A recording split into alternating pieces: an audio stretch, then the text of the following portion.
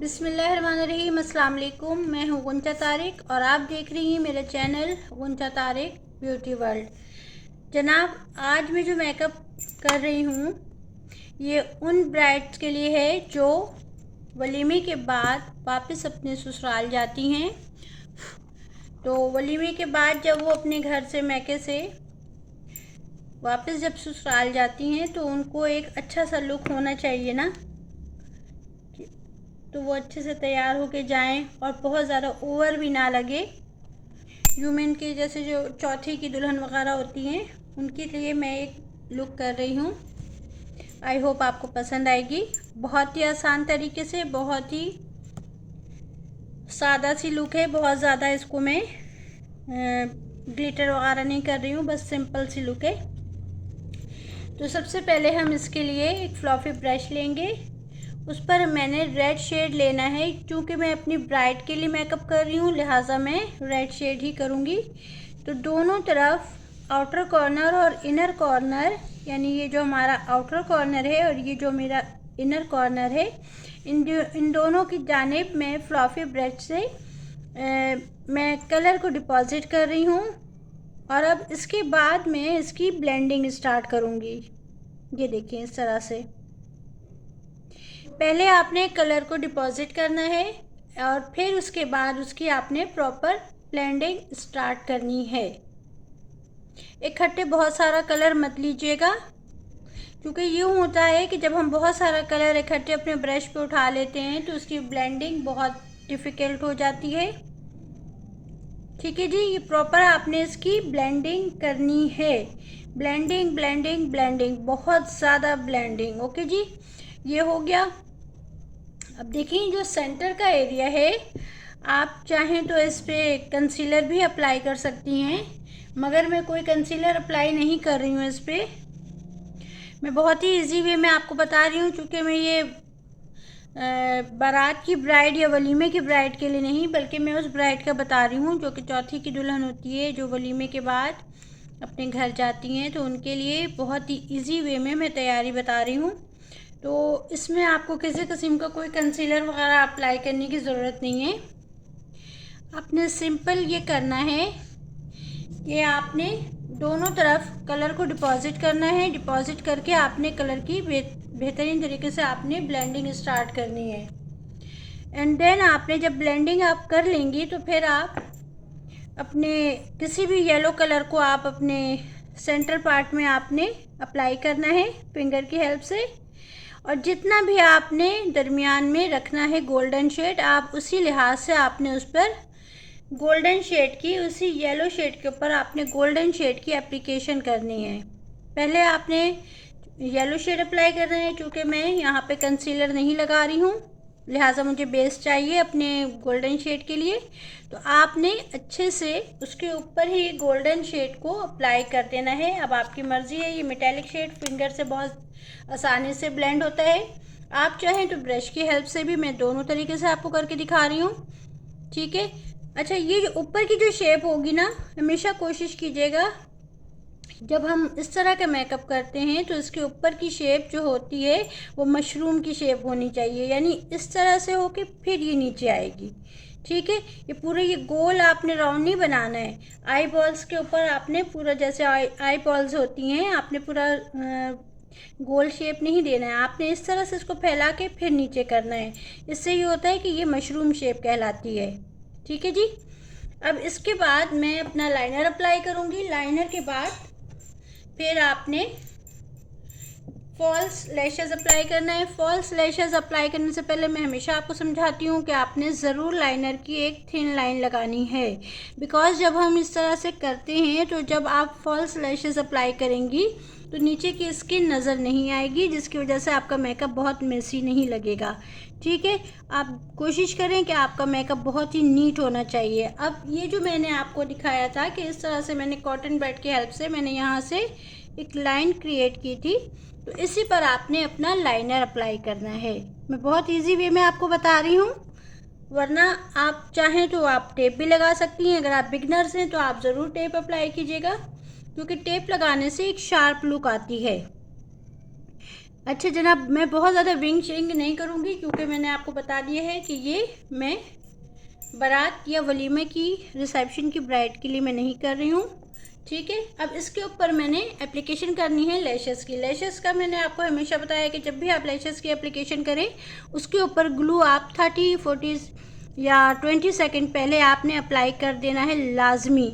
आप फ़ौरन glue apply करेंगी और फ़ौरन उसे लैशेस को अप्लाई करेंगी तो आपका बहुत मेसी लुक होगा। वो जितना भी ग्लू है आपकी आइज़ पे फैल जाएगा। ठीक है, यहाँ तक हो गया। अब आपकी मर्ज़ी है कि आप इसे अंदर की तरफ ले जाएं या आप इसे बाहर ही रहने दें। अगर आप अंदर की तरफ लेके जा रही हैं तो आप लेके जा सकती हैं, लेकिन मैं आज बहुत ज़्यादा कोई हेवी लुक नहीं देना चाह रही हूँ। बस इसके लिए आपने ये करना है कि जब आपने अंदर काजल आपने अप्लाई कर दिया तो आप उसी ब्रश से जिससे आप अपनी एप्लीकेशन कर रही हैं अपने इसकी शेड्स की, आपने उसी से या आप कॉटन बड की हेल्प से आपने नीचे भी लोअर लैशेस पे भी आपने लाजमी अप्लाई करना है वही शेड जो हमने ऊपर की जानिब अप्लाई किया है, चाहे वो कोई सा भी कलर हो। मैंने रेड किया है तो मैं रेड कर रही हूँ, आपकी मर्ज़ी। आप अपनी ड्रेस के अकॉर्डिंग कोई सा भी शेड यूज़ कर सकती हैं। जब तक ये मेरी लैशेस ड्राई हो रही हैं मैं अपनी ब्रोबोन एरिया पे एप्लीकेशन कर दूँ शेड्स की। अच्छा जनाब, यही शेड गोल्डन मेटेलिक शेड मैं इनर कॉर्नर पे भी यूज़ करूँगी। जब हम इनर कॉर्नर पे शेड यूज़ करते हैं मेटेलिक शेड, चाहे वो गोल्डन हो, सिल्वर हो या फिर रोज़ गोल्ड हो, इससे आँखों में एक बहुत खूबसूरत लुक आता है और आँखें खुली खुली लगती हैं। ठीक है, अब जनाब ये इस तरह का मेटेलिक लाइनर, आपको पता है लिक्विड लाइनर बहुत इजी मिल रहा है मार्केट में। अब मैं इसकी हेल्प से जो दरमियान में मैंने गोल्डन शेड अप्लाई किया है उसके ऊपर मैं इसकी एप्लीकेशन करूँगी ताकि ये शिमर लुक आ जाए ब्राइड के लिए। आपको मैं बार बार कह रही हूँ, ये ना तो ये वलीमे की ब्राइड का मेकअप है और ना ही ये बारात की ब्राइड का। मैं कर रही हूँ चौथी की जो दुल्हन होती है जो शादी के बाद अपने घर जाती है, तो उसके लिए भी तैयार होना ज़रूरी है।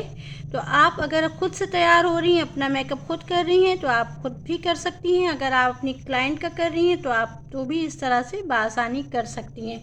थोड़ा सा मैं इसे इसलिए फैला रही हूँ ताकि ये बहुत ज़्यादा जिस तरफ से भी आप अपने कैमरे को करेंगी, आप अपनी तस्वीरें खींचेंगी, ये उस साइड से नज़र आएगा। ठीक है ना। अच्छा, अगेन मैं आपको बता रही हूँ कि हमेशा मैं आपको अपने हर वीडियो में एक बात बताती हूँ कि जब भी आप मेकअप करें अपना या अपनी क्लाइंट का, तो आपने लाजमी टचअप करना है। टचअप का मकसद ये होता है कि जब आप अपने मेकअप से फारिग हो जाएं तो आपने देखना है कि आपका लाइनर तो फीका नहीं हो गया, आपका कोई शेड तो फीका नहीं हो गया, आपने उसे दोबारा उसकी एप्लीकेशन करनी है।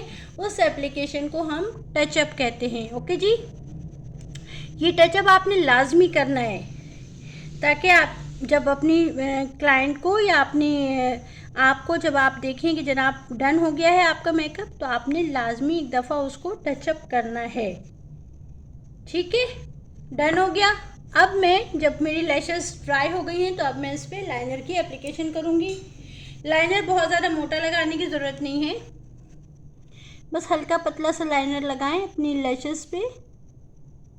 अच्छा, इसकी रीज़न मैं ये बताऊं कि अगर हम बहुत ज़्यादा मोटा मोटा लाइनर लगाएंगे ना तो वो फिर आपका जो आपने जो शेड अप्लाई किया ना गोल्डन शिमर शेड, ये इतना ज़्यादा फिर वाजे नहीं होगा।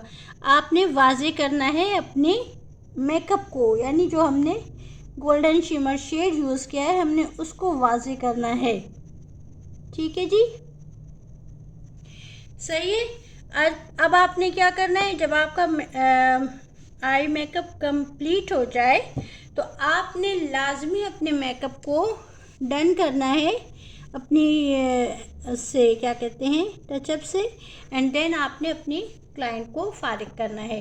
अच्छा, ये मैंने दोबारा यहाँ पे इसलिए एप्लीकेशन की है कि मैं आपको ये दिखा सकूँ कि अगर हमारा लाइनर बाहर से मोटा हो गया है तो हम इसे थिन करने के लिए ये कॉटन बड की हेल्प से हम इसे पतला कर सकते हैं।